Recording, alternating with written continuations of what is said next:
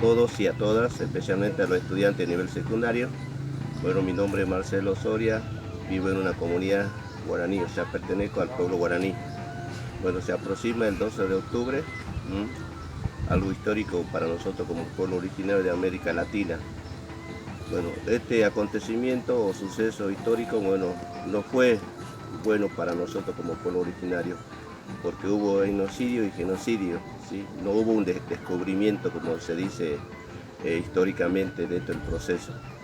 Bueno, creo que la importancia para nosotros en este siglo, o sea, siglo XXI, lo importante para nosotros es que se vaya visibilizando, digamos, la presencia del pueblo de América Latina con diferentes derechos que de alguna manera se va cumpliendo, acciones concretas como educación bilingüe intercultural, derecho a la propiedad a la tierra, derecho a la salud. Y bueno, creo que se ha visibilizado más que nada el derecho de nosotros en este momento tan importante e histórico.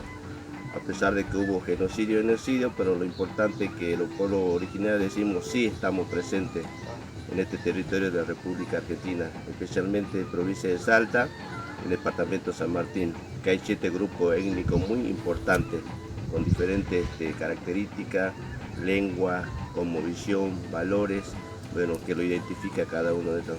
Desde ya, muchas gracias, le agradezco por la atención y bueno, quiero expresarme un poco en mi lengua materna, a media soropa y bebe, de mi muebreta de guara, amono tamarayme, areñe guaras.